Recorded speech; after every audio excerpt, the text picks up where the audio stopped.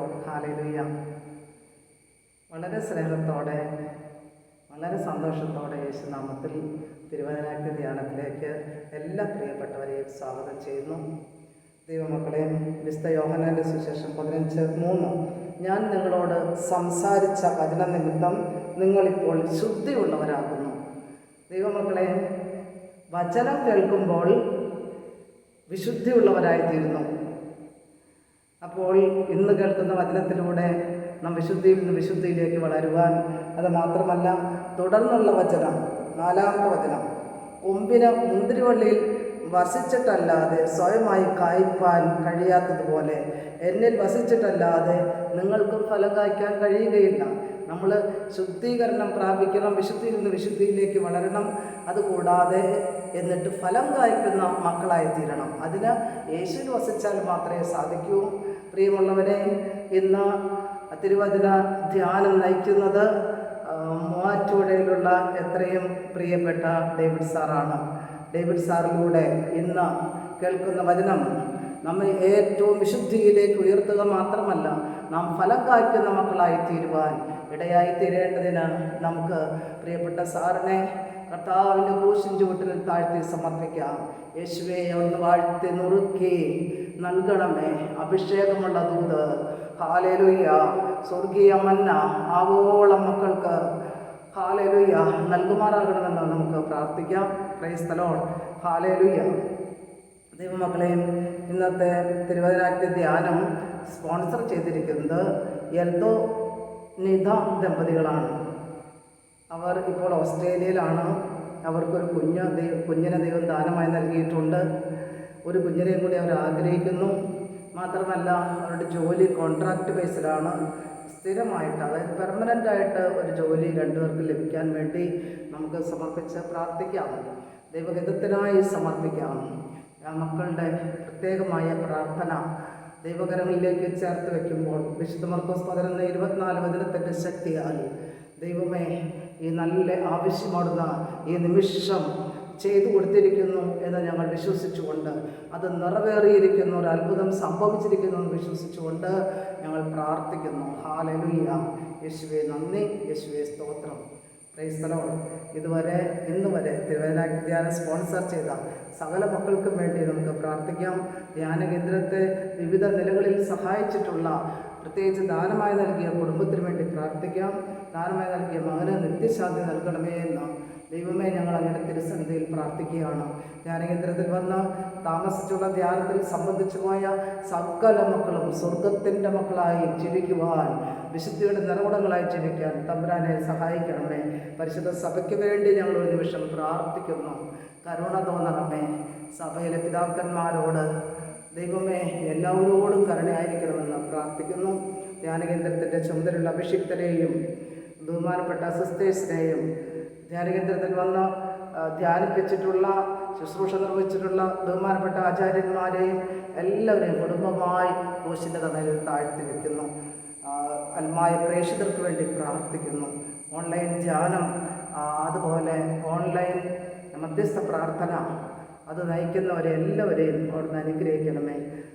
ദൈവമക്കളെ, ജൂലൈ മാസം 10-ാം തീയതി നമുക്ക് ആന്തരിക സൗഖ്യ ധ്യാനമാണ്. ധാരാളം മക്കൾ കഴിഞ്ഞ മാസങ്ങളിലൊക്കെ വന്ന ധ്യാനത്തിൽ സംബന്ധിച്ചു. ഈ മാസം വന്ന ധ്യാനത്തിൽ സംബന്ധിച്ചു. വലിയ പറഞ്ഞറിയിക്കാൻ പറ്റാത്ത ദൈവത്തിൻ്റെ അതിശയ ശക്തി ഇറങ്ങി വരുന്നത് അനുഭവിക്കാനായിട്ട് സാധിച്ചിട്ടുണ്ട്. ജൂലൈ 10-ാം തീയതി ധ്യാനത്തിലേക്ക് ദൈവമക്കൾ കടന്നു വന്ന ആ സ്വർഗീയ സന്തോഷം അനുഭവിക്കാൻ സ്വർഗത്തിലെ ദൈവം സഹായിക്കട്ടെ, അനുഗ്രഹിക്കട്ടെ എന്ന് പ്രാർത്ഥിക്കുന്നു. നിർത്തുന്നു. ദൈവനാമം മാത്രം നോക്കണം. ദൈവത്തിരുനാമം മഹത്വപ്പെടുമാറാകട്ടെ. കർത്താവിൽ പ്രിയരെ, കീഴിലം സെൻറ്റ് തോമസ് ധ്യാന കേന്ദ്രത്തിൻ്റെ ആഭിമുഖ്യത്തിൽ നടത്തുന്ന തിരുവചന അഗ്നി സുവിശേഷ പ്രോഗ്രാമിലേക്ക് എല്ലാവരെയും സ്വാഗതം ചെയ്യുന്നു. കർത്താവിൽ പ്രിയരെ, ഇന്ന് ലോകം ഒക്കെയും വലിയ പ്രശ്നങ്ങളുടെ നടുവിലൂടെ പോവുകയാണ്. കുടുംബങ്ങളിൽ സമാധാനമില്ല, പള്ളികളിൽ സമാധാനമില്ല, സഭകളിൽ പ്രശ്നങ്ങളാണ്, സമൂഹത്തിൽ പ്രശ്നങ്ങളാണ്. നമുക്ക് വേദപുസ്തകത്തിൻ്റെ അടിസ്ഥാനത്തിൽ, തിരുവചനങ്ങളുടെ അടിസ്ഥാനത്തിൽ നമുക്ക് എന്താണ് അതിൻ്റെ പ്രശ്നമെന്നും അതിന് പരിഹാരം നമുക്ക് എന്തൊക്കെ ചെയ്യുവാൻ സാധിക്കുമെന്നും നമുക്ക് ചിന്തിച്ച് നോക്കാം. പ്രസിദ്ധ എഴുത്തുകാരനായ ടോൾസ്റ്റോയ് ഇങ്ങനെ പറയുന്നുണ്ട്: all happy families resemble one another. Every unhappy family is unhappy in its on വേ.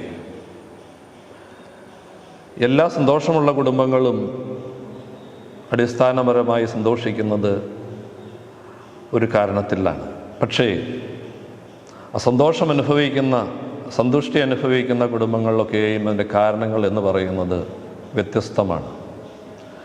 പക്ഷെ നമുക്ക് വേദപുസ്തകത്തിൻ്റെ അടിസ്ഥാനത്തിൽ ചിന്തിച്ച് നോക്കുമ്പോൾ സന്തോഷമില്ലാത്ത കുടുംബത്തിൻ്റെയും സന്തോഷമില്ലാത്ത പള്ളിയുടെയും സന്തോഷമില്ലാത്ത സമൂഹത്തിൻ്റെയും അടിസ്ഥാനപരമായ കാരണങ്ങൾ കുറേ കൂടി ആഴങ്ങളിലേക്ക് ഇറങ്ങി നമ്മൾ അന്വേഷിച്ച് ചെല്ലുമ്പോൾ എവിടെയൊക്കെയോ നഷ്ടപ്പെട്ടു പോകുന്ന ആ ദൈവിക സാന്നിധ്യം, അതാണ് അസന്തോഷത്തിൻ്റെ കാരണം എന്ന് നമുക്ക് മനസ്സിലാക്കുവാനായിട്ട് സാധിക്കുന്നുണ്ട്. തിരുവചനം എന്ത് പറയുന്നു എന്ന് നമുക്ക് ചിന്തിച്ചു നോക്കാം. യിരെമ്യാ പ്രവാചകൻ്റെ പുസ്തകം 13-ാം അധ്യായം 1 മുതൽ 7 വരെയുള്ള വേദഭാഗങ്ങൾ നമുക്ക് ഇങ്ങനെ ധ്യാനിച്ച് ചിന്തിച്ചു നോക്കാം. യഹോവ എന്നോട്, നീ ചെന്ന് ഒരു ചണക്കച്ച വാങ്ങി നിൻ്റെ അരയ്ക്ക് കെട്ടുക, അതിനെ ഇടരുത് എന്ന് കൽപ്പിച്ചു. അങ്ങനെ ഞാൻ യഹോവയുടെ കൽപ്പന പ്രകാരം ഒരു കച്ച വാങ്ങി അരയ്ക്ക് കെട്ടി. യഹോവയുടെ അരുളപ്പാട് 2-ാം പ്രാവശ്യം എനിക്കുണ്ടായത് എന്തെന്നാൽ, നീ വാങ്ങിയ അരയ്ക്ക് കെട്ടിയ അരക്കച്ചയെടുത്ത് പുറപ്പെട്ട് ഫ്രാത്തിനരികത്ത് ചെന്ന് അവിടെ ഒരു പാറയുടെ വിള്ളലിൽ ഒളിച്ചു വയ്ക്കുക. യഹോവ എന്നോട് കൽപ്പിച്ചതുപോലെ ഞാൻ ചെന്ന് അത് ഫ്രാത്തിനരികെ ഒളിച്ചു വെച്ചു. ഏറെ നാൾ കഴിഞ്ഞ ശേഷം യഹോവ എന്നോട്, നീ പുറപ്പെട്ട് ഫ്രാത്തിനരികെ ചെന്ന് അവിടെ ഒളിച്ചു വയ്ക്കുവാൻ നിന്നോട് കൽപ്പിച്ച കച്ച എടുത്തുകൊള്ളുക എന്നരുൾ ചെയ്തു. അങ്ങനെ ഞാൻ ഫ്രാത്തിനരികെ ചെന്ന് ഒളിച്ചു വെച്ചിരുന്ന സ്ഥലത്ത് നിന്ന് കച്ച മാന്തിയെടുത്തു. എന്നാൽ കച്ച കേടുപിടിച്ച് ഒന്നിനും കൊള്ളരുതാതെ ആയിരുന്നു. പ്രിയരെ, ഇതിൽ നിന്ന് നമുക്ക് മനസ്സിലാക്കുവാൻ സാധിക്കുന്നത്, യിരെമ്യാ പ്രവാചകനിലൂടെ യഹോവയായ ദൈവം അരുൾ ചെയ്യുകയാണ്, ഒരു അരക്കച്ച ഉണ്ടാക്കുവാനും അരയിൽ കെട്ടുവാനും ആവശ്യപ്പെട്ടു. പിന്നീട് വീണ്ടും യഹോവ ഇങ്ങനെ അരുൾ ചെയ്യുന്നു, നീ യൂഫ്രട്ടീസ് നദിയുടെ അടുത്ത് ചെന്ന് അവിടെ ഒരു ഗുഹയിൽ ആ അരക്കച്ച ഒളിച്ചു വയ്ക്കുവാൻ ആവശ്യപ്പെടുകയാണ് ചെയ്യുന്നത്. കാലങ്ങൾ കഴിഞ്ഞപ്പോൾ വീണ്ടും യിരെമ്യാ പ്രവാചകനോട് ഇങ്ങനെ അരുൾ ചെയ്യുന്നു, അരക്കച്ച എടുത്തുകൊണ്ടുവരുവാൻ ആവശ്യപ്പെട്ടു. ആ അരക്കച്ച എടുക്കുവാൻ ചെന്നപ്പോൾ അരക്കച്ച ദ്രവിച്ച് നാമാവശേഷമായി ചിഹ്നഭിന്നമായി പോയിരുന്നതായിട്ട് ഈ വേദഭാഗം നമ്മളെ പഠിപ്പിക്കുന്നു. ഇതിനകത്ത് നിന്ന് നമുക്ക് മനസ്സിലാക്കുവാൻ സാധിക്കുന്നത്, കർത്താവ് ഇസ്രായേലിൽ ഒരു നാശം ഭവിഷ്യത്ത് സംഭവിക്കുന്നതിന് മുമ്പേ ഒരു മുന്നറിയിപ്പ് കൊടുക്കുന്നതായിരുന്നു ഇത്. ഇതുപോലെ നമ്മളോട് മുന്നറിയിപ്പ് തരുന്നു, അരക്കച്ച എപ്പോഴും അരയോട് ചേർന്നിരിക്കേണ്ടതാണ്.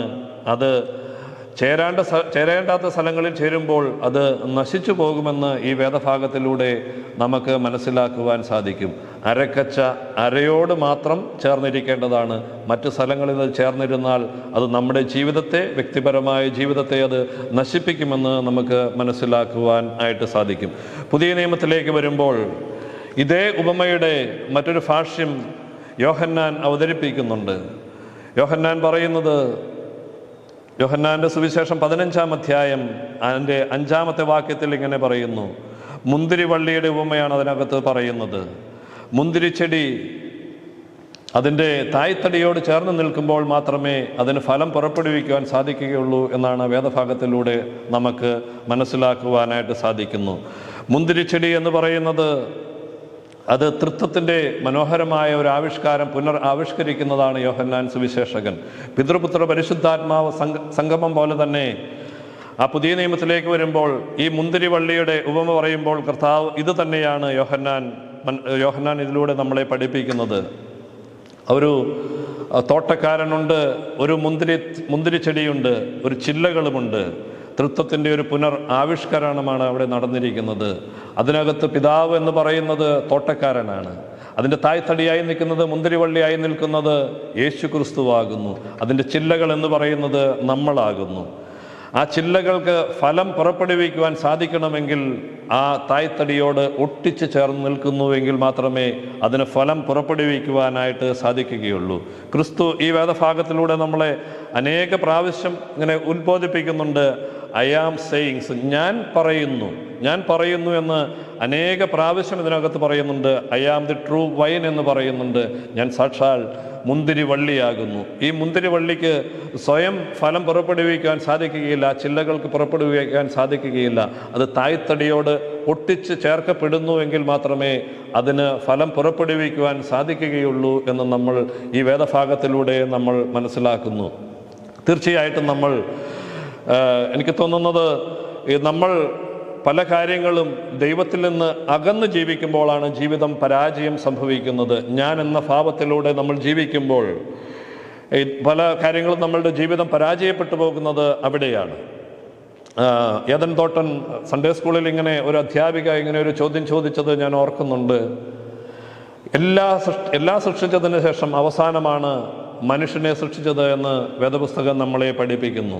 സൺഡേ സ്കൂൾ അധ്യാപിക ഇങ്ങനെ എല്ലാവരോടുമായിട്ട് ചോദിച്ചു, എന്തുകൊണ്ടാണ് മനുഷ്യനെ അവസാനം സൃഷ്ടിച്ചത് എന്ന് ചോദിക്കുമ്പോൾ മക്കളാരും തന്നെ ഉത്തരം പറയുന്നില്ല. പക്ഷേ മിടുക്കനായ ഒരു കൊച്ച് അവസാനം ഇങ്ങനെ ഉത്തരം പറഞ്ഞു, ഏദൻ തോട്ടം ആദ്യം മനുഷ്യനെ സൃഷ്ടിച്ചിരുന്നുവെങ്കിൽ ആദാം പറയുമായിരുന്നു, എല്ലാം സൃഷ്ടിച്ചത് ഞാനെന്ന് പറയുമായിരുന്നു. തീർച്ചയായിട്ടും ഇത് നമ്മുടെ ജീവിതത്തിൽ നമ്മൾ തമാശയായിട്ട് പറയുന്നത് ആണ് എങ്കിൽ പോലും തീർച്ചയായിട്ടും മനുഷ്യൻ്റെ ഭാവം എന്ന് പറയുന്നത്, മനുഷ്യൻ്റെ സ്വഭാവം എന്ന് പറയുന്നത് ഞാൻ എന്ന ഭാവത്തിലാണ്.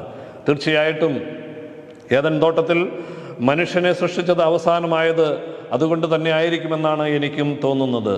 അല്ല എങ്കിൽ ആദാം പറയും, ഇതെല്ലാം സൃഷ്ടിച്ചത് ഞാൻ. പള്ളിയിൽ കമ്മിറ്റിയിൽ പ്രവർത്തിക്കുന്നവർ പറയും, ഇത് ഞാനുണ്ടാക്കിയ പള്ളിയാണ് എന്ന് പറയും. വീടുണ്ടാക്കിയ കുടുംബനാഥൻ പറയും, ഇത് ഞാനുണ്ടാക്കിയത്. പക്ഷേ വേദപുസ്തകം നമ്മളെ പഠിപ്പിക്കുന്നത് അങ്ങനെയല്ല. ഞാൻ നട്ടിരിക്കുന്നു, അപ്പല്ലോസ് നനച്ചിരിക്കുന്നു. നടുവാനും നനയ്ക്കുവാനും മാത്രമേ നമുക്ക് അവകാശമുള്ളൂ. പക്ഷേ അത് വളർത്തുന്നത് എന്ന് പറയുന്നത് ദൈവമാണ് എന്ന് നമ്മൾ മറന്നു പോകരുത്. നമ്മൾ അരയോട് ചേർന്നിരിക്കുന്നത് പോലെ അരക്കച്ചയോട് നമ്മൾ ചേർന്നിരുന്നില്ല എങ്കിൽ നമ്മുടെ ജീവിതം പരാജയപ്പെടുകയാണ് ചെയ്യുന്നത്. യേശു ക്രിസ്തു ചെറുതായിരിക്കുമ്പോൾ യേശുവിനെ കൂട്ടി കന്യകമറിയാം യോസേഫ് പിതാവും കൂടി ആ ദേവാലയത്തിൽ നിന്ന് മടങ്ങിപ്പോകുമ്പോൾ യേശു കൂടത്തിലില്ല എന്ന് മനസ്സിലാക്കുന്നത് ഒരു ദിവസം കഴിഞ്ഞിട്ടാണ്. വീണ്ടും യേശുവിനെ കണ്ടുമുട്ടുന്നത് 3 ദിവസങ്ങൾക്ക് ശേഷമേ കണ്ടുമുട്ടുവാൻ സാധിക്കുകയുള്ളൂ. യേശു കൂടത്തിലില്ലാണ്ട് വരുമ്പോൾ അവർ മനോവിഷമത്തിൽ അകപ്പെട്ടു എന്ന് നമുക്ക് വായിക്കുവാൻ സാധിക്കും. ഇതുപോലെ തന്നെയാണ് യേശുവിനെ നമ്മുടെ ജീവിതത്തിൻ്റെ ഏതെങ്കിലും ഭാഗത്ത് വെച്ച്, ജീവിതത്തിൻ്റെ കാലഘട്ടങ്ങളിൽ ജോലിയിലിരിക്കുമ്പോഴായിരിക്കാം, ആത്മീയ രംഗത്ത് പ്രവർത്തിക്കുമ്പോഴായിരിക്കാം, എവിടെയെങ്കിലും വെച്ച് നമ്മൾ ക്രിസ്തുവിനെ നഷ്ടപ്പെട്ടു പോയിട്ടുണ്ട് എങ്കിൽ ആ ക്രിസ്തുവിനെ വീണ്ടെടുക്കുവാനുള്ള ഉത്തരവാദിത്വം, ക്രിസ്തുവോട് കൂടി ജീവിക്കുവാനുള്ള ഉത്തരവാദിത്വം നമുക്കുണ്ട് എന്ന് നമ്മൾ മറന്നു പോകരുത്. തീർച്ചയായിട്ടും അരയോട് ചേർന്നിരിക്കുന്നത് പോലെ ക്രിസ്തുവിനോട് ചേർന്ന് നമ്മൾ ജീവിക്കുന്നുവെങ്കിൽ മാത്രമേ നമ്മുടെ വ്യക്തിപരമായ ജീവിതം സന്തോഷപൂർവ്വമായി മാറുകയുള്ളൂ, കുടുംബജീവിതം സന്തോഷകരമായി മാറുകയുള്ളൂ. മറ്റ് ആത്മീയ രംഗങ്ങളിലും മറ്റ് ഭൗതിക രംഗങ്ങളിലും ക്രിസ്തുവിനോട് ചേർന്ന് നമ്മൾ ജീവിക്കുന്നില്ല എങ്കിൽ നമ്മുടെ ജീവിതം സന്തോഷപൂർവ്വം ആവുകയില്ല എന്ന് ഇതിലൂടെ നമുക്ക് മനസ്സിലാക്കുവാൻ സാധിക്കും. മറ്റൊരു ഉപമയിലൂടെ ഇങ്ങനെ പറയുന്നുണ്ട്. യോഹന്നാന്റെ സുവിശേഷം 21-ാം അധ്യായം 3-ാം വാക്യത്തിൽ ഇങ്ങനെയാണ് പറയുന്നത്, പത്രോസും യേശു ക്രിസ്തുവിൻ്റെ മരണശേഷം പത്രോസും മറ്റ് ശിഷ്യന്മാരും കൂടി വീണ്ടും പഴയ പണിയിലേക്ക് മീൻ പിടിക്കുന്നതിന് വേണ്ടിയിട്ട് പോകുന്ന ജോലിയിൽ ഏർപ്പെടുന്നതായി വേദപുസ്തകം നമ്മളെ പഠിപ്പിക്കുന്നു. തീർച്ചയായിട്ടും അവരെ ഏൽപ്പിച്ചിരിക്കുന്ന ദൗത്യം, ആ ശിഷ്യന്മാരെ ഏൽപ്പിച്ചിരിക്കുന്ന ദൗത്യം എന്ന് പറയുന്നത് ആ മീൻ പിടിക്കുവാനുള്ള ദൗത്യത്തിൽ നിന്ന് അവരെ മനുഷ്യരെ പിടിക്കുവാനുള്ള ദൗത്യത്തിലേക്ക് അവരെ ഏൽപ്പിച്ചുവെങ്കിലും പിതാവ് കൂടത്തിലില്ലാണ്ടിരുന്നപ്പോൾ, ക്രിസ്തു കൂടത്തിലില്ലാത്ത അനുഭവത്തിലേക്ക് വന്നപ്പോൾ അവർ വീണ്ടും പഴയ പണിയിലേക്ക് പോകുന്നതായി വേദപുസ്തകം നമ്മളെ പഠിപ്പിക്കുന്നു. ഒരു രാത്രി മുഴുവൻ അവർ അധ്വാനിച്ചുവെന്നും ഒന്നും അതിൽ നിന്ന് കിട്ടിയില്ല എന്നും നമുക്ക് ഈ വേദഭാഗത്തിലൂടെ നമുക്ക് മനസ്സിലാക്കുവാനായിട്ട് സാധിക്കും. പത്രോസിന് മീൻപിടുത്തം അറിയാൻ പാടില്ലാത്തത് കൊണ്ടല്ല, മീൻപിടുത്തം വളരെ നന്നായി അറിയാവുന്ന പത്രോസ് ഒരു രാത്രി മുഴുവൻ വല വീശിയിട്ടും ഒന്നും കയറിയില്ല എന്ന് നമ്മൾ ഈ വേദഭാഗത്തിലൂടെ നമുക്ക് ചിന്തിക്കുവാനായിട്ട് സാധിക്കും. തീർച്ചയായിട്ടും നമ്മളൊന്ന് മനസ്സിലാക്കണം, പത്രോസ് വല വീശിയാലും ഒന്നും കയറുകയില്ല, പൗലോസ് ശ്ലീഹ വീശിയാലും കയറുകയില്ല, ഒരു ശിഷ്യന്മാർ വീശിയാലും മീനൊന്നും ആ പടകിൽ ഈ വലയിൽ കയറുകയില്ല. കാരണം എന്ന് പറയുന്നത് ക്രിസ്തു ഇല്ല എന്നുള്ളൊരു കുറവ് മാത്രമേ ഉള്ളൂ. നമ്മുടെ വ്യക്തിപരമായ ജീവിതങ്ങളിൽ ഞാൻ എൻ്റെ ജീവിതത്തിൽ വല വീശുമ്പോൾ പല കാര്യങ്ങൾക്ക് വേണ്ടിയിട്ട് വല വീശുന്നുണ്ട്, പല നേട്ടങ്ങൾക്ക് വേണ്ടിയിട്ടും വല വീശുന്നുണ്ട്, പ്രവർത്തിക്കുന്നുണ്ട്. പക്ഷേ ഒന്നും വിജയിക്കാണ്ട് വരുന്നതിൻ്റെ പിന്നിലെ രഹസ്യം എന്ന് പറയുന്നത് ആ ദൈവിക സാന്നിധ്യമില്ലാണ്ട് പോകുന്നതാണ്. നമ്മുടെ കുടുംബ ജീവിതം പരാജയപ്പെടുന്നുവെങ്കിൽ, വ്യക്തിപരമായ ജീവിതം പരാജയപ്പെടുന്നുവെങ്കിൽ അതിൻ്റെ കാരണമെന്ന് പറയുന്നത് ദൈവിക സാന്നിധ്യം എൻ്റെ കൂട്ടത്തിൽ ഇല്ല എന്നുള്ളതാണ്. നമ്മൾ മറന്നു പോകരുത്. ഇന്ന് അനേക കുടുംബങ്ങളിൽ പ്രശ്നങ്ങളാണ്. കുടുംബങ്ങളിലെ പ്രശ്നം എന്ന് പറയുന്നത്, കഴിഞ്ഞ ദിവസം ഇങ്ങനെ സംസാരിച്ചപ്പോൾ ഒരു വൃദ്ധയായ മാതാവ് ഇങ്ങനെ പറയുകയാണ് ചെയ്യുന്നത്. ആ മാതാവ് സുഖമില്ലാണ്ട് കിടക്കുന്നു, പിതാവ് സുഖമില്ലാണ്ട് കിടക്കുന്നു. ആ മകൻ മരുന്ന് മേടിച്ചു കൊടുക്കുന്നില്ല, മകൾ മരുന്ന് മേടിച്ചു കൊടുക്കുന്നില്ല. ആ രോഗശയ്യയിൽ കിടക്കുന്ന അമ്മ കാലിൻ്റെ അസുഖം മൂലം അപ്പൻ രോഗശയ്യയിൽ കിടക്കുമ്പോൾ ആ വയ്യാത്ത കാല് വെച്ചുകൊണ്ട് ആ പിതാവിനെ ശുശ്രൂഷിക്കുന്ന രംഗമെന്ന് പറയുന്നത് ഏറെ ദയനീയമാണ്. ഇതിനേക്കാൾ വലിയൊരു ക്രൂരത ആ മകൻ അമ്മയോട് ചെയ്യുവാനുണ്ടോ? നമ്മളൊന്നും മറന്നു പോകരുത്. അമ്മയോട് ദേഷ്യപ്പെടുമ്പോൾ, അപ്പനോട് ദേഷ്യപ്പെടുമ്പോൾ നിന്നെ സംസാരിക്കുവാൻ പഠിപ്പിച്ചത് അമ്മയാണ്, അപ്പനാണ് എന്ന് നമ്മൾ മറന്നു പോകുന്നു. അമ്മയോട് ദേഷ്യപ്പെടുമ്പോൾ നമ്മൾ മറന്നു പോകരുത്. 9 മാസം വഹിച്ച ആ അമ്മയെ നമ്മൾ മറന്നു പോകുന്നു. ദൈവീക ചൈതന്യം, ആ ദൈവത്തിൻ്റെ സാന്നിധ്യം, കർത്താവിൻ്റെ സാന്നിധ്യം ഇല്ലാത്തത് കൊണ്ടാണ് ഇങ്ങനെയൊക്കെ സംഭവിക്കുന്നത് എന്ന് നമ്മൾ മറന്നു പോകരുത്. തീർച്ചയായിട്ടും അരക്കച്ച അരയോട് ചേർന്നിരിക്കുന്നത് പോലെ നമ്മുടെ ഏത് കാര്യത്തിലും ആ ദൈവത്തിനോട് കൂടി നമ്മൾ ആലോചിച്ച് ചെയ്യുന്നുവെങ്കിൽ മാത്രമേ നമ്മുടെ ജീവിതം വിജയിക്കുകയുള്ളൂ എന്ന് നമ്മൾ മറന്നു പോകരുത്. ഞാനൊരു കഥയിലൂടെ, ഒരു അനുഭവത്തിലൂടെ ഇങ്ങനെ വായിച്ചിട്ടുണ്ട്. നഷ്ടപ്പെട്ടു പോയ പേഴ്സിൻ്റെ ഒരു കഥ ഒരു പ്രായമുള്ള ഒരു മനുഷ്യൻ പറയുന്നത്, ഞാനിങ്ങനെ തൻ്റെ സാക്ഷ്യം പറയുന്നത് ഇങ്ങനെ വായിച്ചിട്ടുണ്ട്. അദ്ദേഹം ഒരു ട്രെയിൻ യാത്ര ചെയ്യുമ്പോൾ അദ്ദേഹത്തിൻ്റെ കയ്യിൽ ഒരു പേഴ്സ് ഉണ്ടായിരുന്നു. ആ പേഴ്സ് നഷ്ടപ്പെട്ടു പോയി. ട്രെയിനിലെ TTR ആ പേഴ്സ് അദ്ദേഹത്തിന് തിരിച്ചു കിട്ടുന്നു. അദ്ദേഹം ഓരോ കമ്പാർട്ട്മെൻറ്റുകളിലൂടെ കയറി ഈ പേഴ്സിൻ്റെ ഉടമയെ അന്വേഷിച്ചു കൊണ്ടുവരുമ്പോൾ അവസാനം ഈ വൃദ്ധനായ മനുഷ്യൻ്റെ അടുക്കലെത്തി. ആ വൃദ്ധനായ മനുഷ്യൻ പറഞ്ഞു, ഇതെൻ്റെ പേഴ്സാണ് എന്ന് പറഞ്ഞപ്പോൾ അദ്ദേഹം അടയാളം ആവശ്യപ്പെട്ടു. ആ വൃദ്ധനായ മനുഷ്യൻ ഇങ്ങനെയാണ് പറഞ്ഞത്, എൻ്റെ പേഴ്സിൽ യേശു ക്രിസ്തുവിൻ്റെ ഒരു പടം ഉണ്ട് എന്ന് പറഞ്ഞു. ആ TTR ഇങ്ങനെ പറഞ്ഞു, യേശു ക്രിസ്തുവിൻ്റെ പടം ആർക്ക് വേണമെങ്കിലും മേടിച്ചു വെക്കാമല്ലോ. അദ്ദേഹം പറയുന്ന കഥയാണ്. അദ്ദേഹം പറഞ്ഞു, എനിക്ക് ഈ പേഴ്സ് മേടിച്ചു തരുന്നത് 10ാം ക്ലാസ്സിൽ ഞാൻ നല്ല മാർക്കോട് കൂടി ജയിച്ചപ്പോൾ എൻ്റെ പിതാവ് എനിക്ക് മേടിച്ചു തന്നതാണ് എന്ന് അദ്ദേഹം പറഞ്ഞു. ആ പിതാവ് മേടിച്ചു തന്നപ്പോൾ 10ാം ക്ലാസ്സിലൊക്കെ ജയിച്ചു കഴിയുമ്പോൾ അമ്മയെയും അപ്പനെയും വളരെ സ്നേഹിക്കുന്ന ആ ബഹുമാനത്തോടു കൂടി നോക്കിക്കണ്ടിരുന്ന അദ്ദേഹം എന്ത് ചെയ്തു എന്നറിയാമോ? ആ പേഴ്സിൽ അപ്പൻ്റെയും അമ്മയുടെയും ഒരുമിച്ചുള്ള ഒരു പടം വെച്ചു. കാലങ്ങൾ കഴിഞ്ഞു. ആ ഡിഗ്രിയൊക്കെ പാസ്സായി കഴിഞ്ഞപ്പോൾ അദ്ദേഹത്തിന് തോന്നി, മീശയൊക്കെ വെച്ചു ഒരു പുരുഷനായി കഴിഞ്ഞപ്പോൾ അദ്ദേഹത്തിന് തോന്നി, അദ്ദേഹം അപ്പൻ്റെയും അമ്മയുടെയും പടം ആ പേഴ്സിൽ നിന്ന് മാറ്റിയതിന് ശേഷം അദ്ദേഹത്തിൻ്റെ ഒരു പടം അവിടെ വെച്ചു. കാലങ്ങൾ കഴിഞ്ഞു. വിവാഹം നടന്നു. വിവാഹം നടന്നപ്പോൾ സുന്ദരിയായ ഭാര്യയെ കിട്ടി, നല്ല ജോലിയുള്ള ഒരു ഭാര്യയെ കിട്ടി. അദ്ദേഹത്തിന് നല്ല ജോലിയുണ്ട്, ഭാര്യയ്ക്ക് നല്ല ജോലിയുണ്ട്. ആ സുന്ദരിയായിരിക്കുന്ന ആ അപ്പൻ്റെയും അമ്മയുടെയും പടം അവിടെ നിന്ന് മാറ്റിയതിന് ശേഷം ആ സുന്ദരിയായ ആ ഭാര്യയുടെ പടം അവിടെ വെച്ചു. കാലങ്ങൾ കഴിഞ്ഞു. മക്കളുണ്ടായി, മാലാഖമാർ പോലെ ഇരിക്കുന്ന മക്കൾ ഉണ്ടായി. ആ ഭാര്യയുടെ പടം അവിടെ നിന്ന് മാറ്റി, ആ മക്കളുടെ പടം അവിടെ സ്ഥാപിച്ചു. വീണ്ടും കാലങ്ങൾ കഴിഞ്ഞു പോകുന്നു. ആ കാലങ്ങൾ കഴിഞ്ഞു പോയപ്പോൾ ആ മക്കൾ നല്ല പദവിയിലെത്തി, നല്ല ജോലി കിട്ടി, ഡോക്ടറും എഞ്ചിനീയറും ഒക്കെയായി. അവർ നല്ല ജോലി കിട്ടി വിദേശങ്ങളിലേക്ക് പോയി. ഭാര്യ മരിച്ചുപോയി, അപ്പൻ മരിച്ചുപോയി, അമ്മ മരിച്ചുപോയി, മക്കൾ കൂടുവിട്ട് പോയി മറ്റ് അന്യദേശങ്ങളിൽ പാർക്കുന്നു. അദ്ദേഹം ഒരു കാര്യം ചെയ്തു. ആ മക്കളുടെ പടവും അവിടെ നിന്ന് മാറ്റിയതിനു ശേഷം യേശുവിൻ്റെ പടം അവിടെ ആ പേഴ്സിൽ വെച്ചു. അദ്ദേഹം പറയുന്ന കഥ ഇതിങ്ങനെയാണ്. തീർച്ചയായിട്ടും നമ്മളൊന്ന് ചിന്തിക്കണം. ആ യേശുവിൻ്റെ പടം പേഴ്സിൽ നിന്ന് മാറ്റിയെന്ന് യേശുവിൻ്റെ പടം അവിടെ സ്ഥാപിച്ചപ്പോൾ നിങ്ങളൊന്ന് ഓർക്കണം, ആദ്യം ആ പടം അവിടെ സ്ഥാപിച്ചിരുന്നുവെങ്കിൽ, ആ പേഴ്സിൽ, എൻ്റെ ഹൃദയത്തിൽ യേശുവിൻ്റെ ചിത്രം സ്ഥാപിച്ചിരുന്നുവെങ്കിൽ തീർച്ചയായിട്ടും അദ്ദേഹത്തിനും ആ ഒരു ഗതി വരികയില്ലായിരുന്നു എന്ന് നമ്മൾ മറന്നു പോകരുത്. നമ്മൾ മക്കളെ സ്നേഹിക്കണം, ഭാര്യയെ സ്നേഹിക്കണം, കുടുംബത്തെ സ്നേഹിക്കണം. ഇതൊക്കെയും ശരിയാണ്. എങ്കിലും ആദ്യം സ്നേഹിക്കേണ്ടത്, ആദ്യം നീ എൻ്റെ രാജ്യവും നീതിയും അന്വേഷിക്കണമെന്ന് പഠിപ്പിച്ച ക്രിസ്തു വേദപുസ്തകത്തിലൂടെ നമ്മളെ പഠിപ്പിക്കുന്നു. ക്രിസ്തുവിന് പ്രഥമ സ്ഥാനം കൊടുക്കുന്നുവെങ്കിൽ നമ്മുടെ ജീവിതം ധന്യമാവുകയാണ്, അനുഗ്രഹീതമാവുകയാണ്. കാനാവിലെ കല്യാണ വീട്ടിൽ വന്ന് ക്രിസ്തു ആദ്യം പുറത്താണ് നിന്നത് എങ്കിൽ ആ ക്രിസ്തു ആ കുടുംബത്തിന് നാഥനായി മാറുമ്പോൾ, ക്രിസ്തുവിന് പ്രഥമ സ്ഥാനം കൊടുക്കുമ്പോൾ ആ കാനാവിലെ കല്യാണ വീട് അനുഗ്രഹീതമായി മാറുന്നു, സന്തോഷപൂർവമായി മാറുന്നുവെങ്കിൽ തീർച്ചയായിട്ടും എൻ്റെ ജീവിതത്തിൽ, എൻ്റെ കുടുംബ ജീവിതത്തിൽ, വ്യക്തി ജീവിതത്തിൽ യേശു ക്രിസ്തുവിന് പ്രഥമ സ്ഥാനം കൊടുത്തേ മതിയാവുകയുള്ളൂ. പ്രഥമ സ്ഥാനം കൊടുക്കുന്നില്ല എങ്കിൽ നമ്മുടെ ജീവിതം സന്തോഷപൂർവ്വമാവുകയില്ല എന്ന് ഈ വേദഭാഗം നമ്മളെ പഠിപ്പിക്കുന്നു. സുഗതകുമാരി ടീച്ചറിൻ്റെ ഒരു കവിതയുണ്ട്. വൈക്കം വിജയലക്ഷ്മി പാടുന്ന ഒരു പാട്ടാണ്. ഒറ്റയ്ക്ക് പാടുന്ന പൂങ്കുയിൽ എന്ന് പറയുന്ന ഒരു പാട്ട് പാടുന്നുണ്ട്. സുഗതകുമാരി ടീച്ചർ ഒരു കവിത ഇങ്ങനെ എഴുതുകയാണ് ചെയ്യുന്നത്. ടീച്ചർ ഇങ്ങനെ സഞ്ചരിച്ചു പോകുമ്പോൾ ഒരു പുഴയുടെ തീരത്തിരുന്ന് ഒരു കുയിൽ ഇങ്ങനെ പാടിക്കൊണ്ടിരിക്കുകയാണ്, ഒരു കിളി ഇങ്ങനെ പാടിക്കൊണ്ടിരിക്കുകയാണ്. ടീച്ചർ ഇങ്ങനെ സങ്കല്പിക്കുന്നു, ആ കിളി അതിൻ്റെ ചെറുപ്പകാലം ഓർത്തിങ്ങനെ പാടുകയാണ്. ഒറ്റയ്ക്കത് പാടിക്കൊണ്ടിരിക്കുമ്പോൾ ടീച്ചർ ഇങ്ങനെ സങ്കല്പിക്കുന്നു, അതിൻ്റെ ചെറുപ്പകാലത്ത് അതിന് അച്ഛനുണ്ടായിരുന്നു, അമ്മയുണ്ടായിരുന്നു. കാലങ്ങൾ കഴിഞ്ഞപ്പോൾ അതിന് ഇണയുണ്ടായി. കാലങ്ങൾ വീണ്ടും കഴിഞ്ഞപ്പോൾ അതിന് മക്കളുണ്ടായിരുന്നു.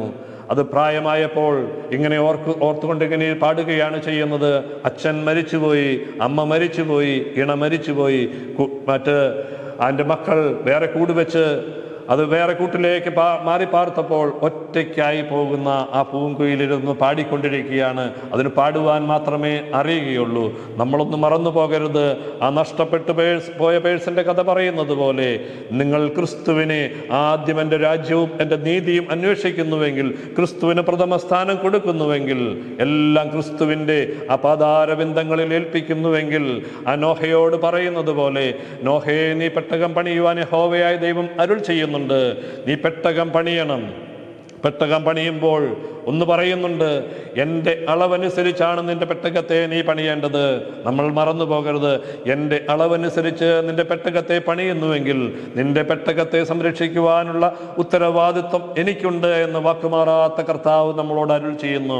നീ പെട്ടകം പണിതോ, നിന്റെ വീട് പണിതോ, നിന്റെ ജീവിതത്തെ നീ ക്രമീകരിച്ചോ, പക്ഷേ നീ എൻ്റെ അളവനുസരിച്ച് നിന്റെ ജീവിതത്തെ ക്രമീകരിക്കുന്നുവെങ്കിൽ, നിന്റെ വീടിനെ പണിയുന്നുവെങ്കിൽ, നിന്റെ മക്കളെ വളർത്തുന്നുവെങ്കിൽ, നിന്റെ എല്ലാ പ്രവൃത്തികളിലും എൻ്റെ അളവ് എന്ന് പറയുന്നത് ഈ വേദപുസ്തകത്തിൽ രേഖപ്പെടുത്തുന്നുണ്ട്. ഈ വേദപുസ്തകത്തിൻ്റെ അടിസ്ഥാനത്തിൽ അരക്കച്ച അരയോട് ചേർന്നിരിക്കുന്നത് പോലെ, ആ മുന്തിരിച്ചില്ലകൾ ആ തായ്തടിയോട് ചേർന്നിരിക്കുന്നത് പോലെ, അത് ഫലം പുറപ്പെടുവിക്കണമെങ്കിൽ തീർച്ചയായിട്ടും അതിൽ തായ്തടി ഫലം പുറപ്പെടുവിക്കുന്നില്ല. അതിൻ്റെ ഫലം പുറപ്പെടുവിക്കുന്നത് അതിൻ്റെ ചില്ലകളിലൂടെയാണ്.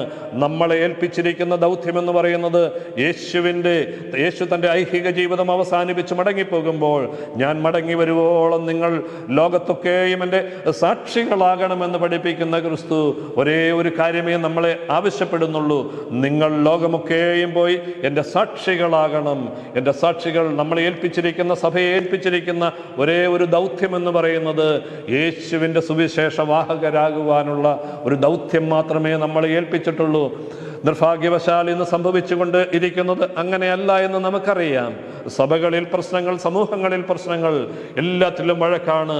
കുർബാന എങ്ങോട്ടേക്ക് തിരിഞ്ഞുകൊണ്ട് ചെല്ലണമെന്ന്, കിഴക്കോട്ടേക്ക് തിരിയണമോ പടിഞ്ഞാറോട്ടേക്ക് തിരിയണമോ, ജനത്തിന് അഭിമുഖമായി തിരിയണമോ എന്ന് തർക്കങ്ങൾ ഉന്നയിച്ചു കൊണ്ടിരിക്കുന്നു.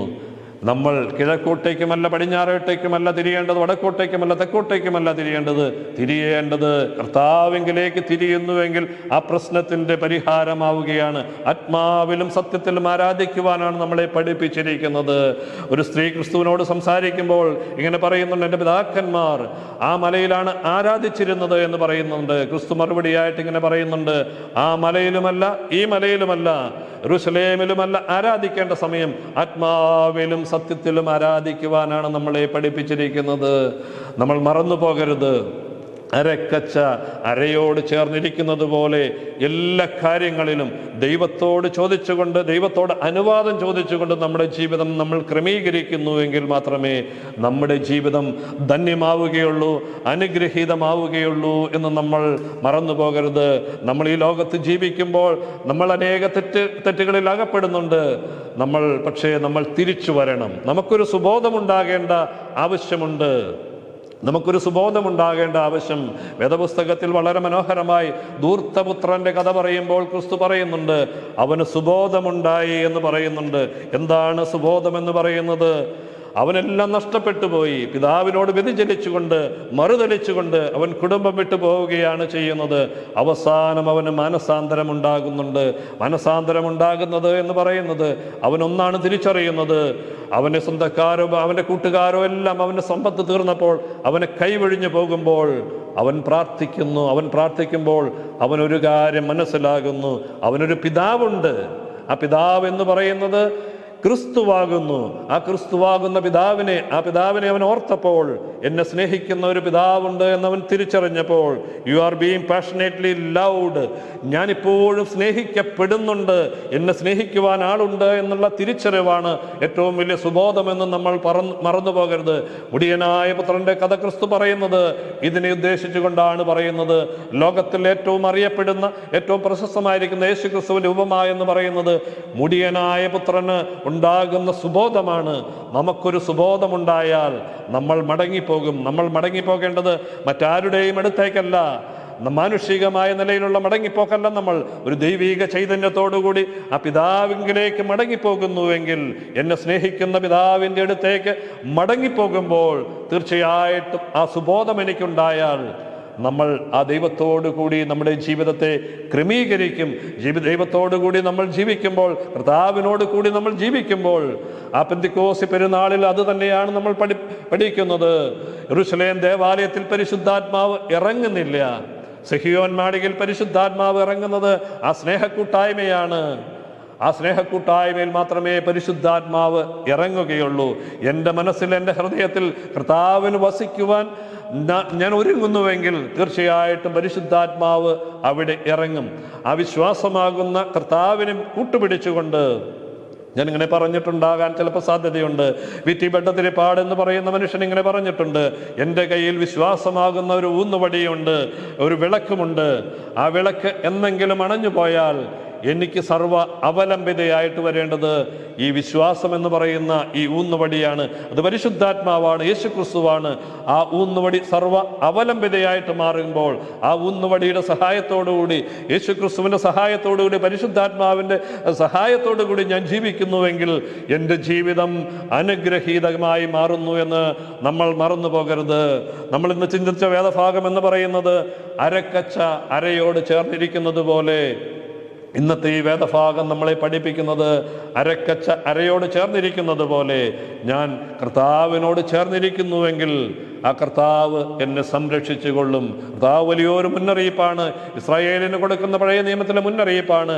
അരക്കച്ച അരയോട് ചേർന്നിരുന്നില്ല എങ്കിൽ നശിച്ചു പോകും എന്നാണ് പഠിപ്പിക്കുന്നത്. തീർച്ചയായിട്ടും നമ്മുടെ കുടുംബത്തിൻ്റെ അനുഗ്രഹത്തിന് വേണ്ടിയിട്ട്, കുടുംബത്തിൻ്റെ ശാന്തിക്ക് വേണ്ടിയിട്ട്, കുടുംബത്തിൻ്റെ സമാധാനത്തിന് വേണ്ടിയിട്ട്, സഭയുടെ സമാധാനത്തിന് വേണ്ടിയിട്ട് ദൈവത്തോട് കൂടി ആയിരിക്കുവാൻ നമുക്ക് മുഖാന്തരമായി തീരട്ടെ എന്ന് നമുക്ക് ഈ സമയം പ്രാർത്ഥിക്കാം. എൻ്റെ വേദഭാഗം അവസാനിപ്പിക്കുന്നു. തീർച്ചയായിട്ടും നമ്മൾ ചിന്തിച്ച വേദഭാഗം എന്ന് പറയുന്നത് അതിമനോഹരമായ വേദഭാഗമാണ്. ഞാൻ മരക്കച്ച അരയോട് ചേർന്നിരിക്കുന്നത് പോലെ എൻ്റെ കർത്താവിൻ്റെ കൂടത്തിൽ ആയിരിക്കുവാൻ, കർത്താവിനോട് ചേർന്നിരിക്കുവാൻ ഞാൻ ഇന്ന് തീരുമാനിച്ചിരിക്കുന്നു. പത്രോസ് ഒരു രാത്രി മുഴുവൻ വല വീശിയിട്ടും ഒന്നും കിട്ടാത്തതുപോലെ എൻ്റെ ജീവിതത്തിലും അനേക അനുഭവങ്ങൾ ഉണ്ടായിട്ടുണ്ട്. കർത്താവേ, ഇന്നു മുതൽ ഞാനൊരു തീരുമാനമെടുക്കുന്നു. കർത്താവില്ലാത്ത ഒരു ജീവിതം വേണ്ട എന്ന് ഞാനൊരു തീരുമാനമെടുക്കുന്നു. തീർച്ചയായിട്ടും കർത്താവോട് കൂടി ഒരു ജീവിതം മതി നമ്മളൊന്ന് തീരുമാനിക്കുന്നു. നമുക്ക് കണ്ണുകളെ അടയ്ക്കാൻ പ്രാർത്ഥിക്കാം. കർത്താവായ യേശുവേ, ഇന്ന് ചിന്തിച്ച വേദഭാഗം എന്ന് പറയുന്നത് യിരെമ്യാ പ്രവാചകന്റെ പുസ്തകത്തിൽ നിന്നാണല്ലോ. അരക്കച്ച അരയോട് ചേർന്നിരിക്കണമെന്ന് അതിലൂടെ നമ്മൾ പഠിപ്പിക്കുന്നു. യോഹന്നാന്റെ സുവിശേഷം 15-ാം അധ്യായത്തിൽ 5 ഇങ്ങനെയാണ് പഠിക്കുന്നത്. കർത്താവേ, ആ ചില്ലകളാകുന്ന മുന്തിരിച്ചില്ലകൾക്ക് അതിൻ്റെ തായ്തടിയോട് കൂടി ആകുന്നുവെങ്കിൽ മാത്രമേ അതിന് ഫലം പുറപ്പെടുവിക്കുവാൻ സാധിക്കുകയുള്ളൂ. തീർച്ചയായിട്ടും കർത്താവേ, ഞങ്ങളൊന്ന് മനസ്സിലാക്കുന്നു, എൻ്റെ ജീവിതം വിജയിക്കുന്നുവെങ്കിൽ അതിൻ്റെ കാരണമെന്ന് പറയുന്നത് ഒന്ന് മാത്രമേ ഉള്ളൂ. ഞാൻ നട്ടിരിക്കുന്നു, അപ്പല്ലോസ് നനച്ചിരിക്കുന്നു, അത് വളർത്തുന്നത് കർത്താവായ യേശു ക്രിസ്തുവാണ് എന്ന് ഞാൻ തിരിച്ചറിയുന്നു. കർത്താവേ, എൻ്റെ ജീവിതത്തിൽ പരാജയങ്ങൾ സംഭവിക്കുന്നുവെങ്കിൽ, എൻ്റെ ജീവിതത്തിൽ സന്തോഷം നഷ്ടപ്പെട്ടു പോകുന്നുവെങ്കിൽ അതിൻ്റെ കാരണമെന്ന് പറയുന്നത് അരയോട് ചേരാത്തതുപോലെ ഞാൻ കർത്താവിനോട് ചേരാത്തത് കൊണ്ടാണ് എന്ന് തിരിച്ചറിയുന്നു. കർത്താവേ, പത്രോസ് ഒരു രാത്രി മുഴുവൻ വല വീശിയല്ലോ. എൻ്റെ പത്രോസിനൊന്നും കിട്ടിയില്ല എന്ന് വേദപുസ്തകം പഠിപ്പിക്കുന്നു. കർത്താവിൻ്റെ സാന്നിധ്യമുണ്ടായപ്പോൾ, യേശുവിൻ്റെ സാന്നിധ്യമുണ്ടായപ്പോൾ ആ വല നിറച്ച് മീൻ കയറിയതുപോലെ കർത്താവില്ലാണ്ട് ഞാൻ വല വീശിയിട്ടുണ്ട്, അനേക പ്രവൃത്തികളിൽ ഏർപ്പെട്ടിട്ടുണ്ട്. കർത്താവേ, തീർച്ചയായിട്ടും എല്ലാ പ്രാർത്ഥനാ വിഷയങ്ങളും യേശുവിൻ്റെ ക്രൂശിൻ്റെ പാതാരബിന്ദങ്ങളിലേക്ക് സമർപ്പിക്കുന്നു. കർത്താവേ, ഞങ്ങളിൽ അനേകം പേർക്ക് രോഗങ്ങൾ കൊണ്ട് വലയുന്നവരുണ്ട്, ക്യാൻസർ കൊണ്ട് വലയുന്നവരുണ്ട്. തീർച്ചയായിട്ടും കർത്താവേ, ഈ ലോകം ഇന്ന് വലിയ പ്രശ്നങ്ങളുടെ നടുവിലൂടെയാണ്, രോഗങ്ങളുടെ നടുവിലൂടെയാണ്. ആ ക്യാൻസർ പേഷ്യൻസിനെ സമർപ്പിക്കുന്നു. കർത്താവേ, അവരോട് കനിവ് തോന്നണമേ. കർത്താവിൻ്റെ കരങ്ങൾ ഇന്നും കുറുകിപ്പോയിട്ടില്ലല്ലോ. കർത്താവേ, അവർക്ക് രോഗശാന്തി കൊടുക്കണമേ. കുടുംബ പ്രശ്നങ്ങളുള്ള അനേക കുടുംബങ്ങളുണ്ടല്ലോ. കർത്താവേ, അവരെ സമർപ്പിക്കുന്നു. കർത്താവേ, ഈ മാനവരാശി അനേക പ്രശ്നങ്ങൾ, പ്രതിസന്ധികൾ നേരിടുന്നു. എല്ലാ പ്രാർത്ഥനാ വിഷയങ്ങളും എൻ്റെ കർത്താവിൻ്റെ ക്രൂശിൻ്റെ പാതാരബിന്ദങ്ങളിൽ സമർപ്പിക്കുന്നു. കർത്താവേ, ഞങ്ങളെ അനുഗ്രഹിക്കണമേ. കർത്താവേ. ആമേൻ. പിതാവായ ദൈവത്തിൻ്റെ സ്നേഹവും ഏകജാതൻ്റെ കൃപയും പരിപൂർണമാക്കുന്ന പരിശുദ്ധ റൂഹായുടെ സംബന്ധവും സഹവാസവും നിങ്ങളെല്ലാവരുടെ മേലും, നമ്മളോർത്ത് പ്രാർത്ഥിച്ച വിഷയങ്ങളുടെ മേൽ, സമർപ്പിച്ച വിഷയങ്ങളുടെ മേൽ ഇന്നും എന്നും എല്ലാ നാളും വർദ്ധിക്കുമാറാകട്ടെ. ആമേൻ.